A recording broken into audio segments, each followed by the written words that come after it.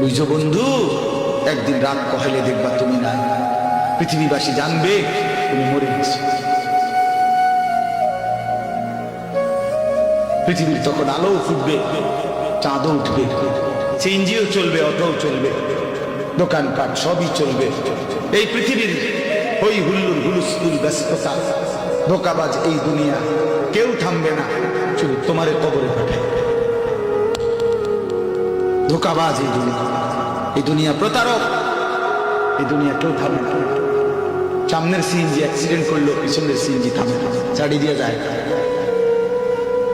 সামনের গাড়ি অ্যাক্সিডেন্ট করলে পিছনের গাড়ি থামে না, ছাড়ি দিয়ে যায়। স্বার্থপর এই দুনিয়া কেউ থামে না। বাপরে দাফন কইরা এই সন্তান, এই বউ বাচ্চারাই আবার এসার করে ওই দিনকেই ভাত খায়, তাই না? পেট বইরা লগের ঘরের থেকে আর আইন্দা আনছে, এরা ঠিকই পেট ভরে খায়। তোরা না কাঁদলো বিকালে, ওরা না দুপুরে কাঁদলো, ভাত খায়।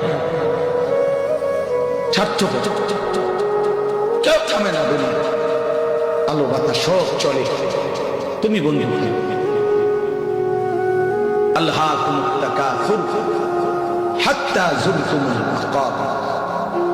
আল্লাহ বলছে, বান্দা আখিরাত ভুলে গেলা, দুনিয়ায় ডুবে গেলা, তবে মনে রেখো হাত্তা যুরতুমুল মাকাবির, এরই মাঝে কিন্তু একদিন কবরস্থানেই পৌঁছে যাবে। হ্যাঁ, কই পৌঁছে যাইবা?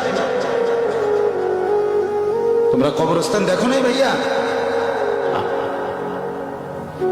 কাল্লা সাউফা তা'লামুন। আল্লাহ বলে, কবরে আসলেই আমি বুঝাই দেব বান্দা আমার নাফরমানির শাস্তি কেমন। সুম্মা কাল্লা সাউফা তা'লামুন।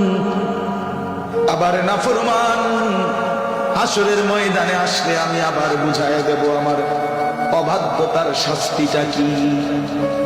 একবার বুঝাবো কবরে। তাফসীরের মধ্যে আছে কাল্লা সাউফা তা'লামুনা ফিল কবরি সুম্মা কাল্লা সাউফা তা'লামুনা ফিল আখিরাহ। আল্লাহ বলে, একবার কবরে বুঝাইবো আমারে ত্যাগ করা, আমার নাফরমানি, আমারে সিজদা না করার শাস্তিটা কি। কবরেই টের পাইবা। ওয়া ইউকাইয়াদু লাহু মালাকুন আমা ওয়া আসাম্মু আবকাম।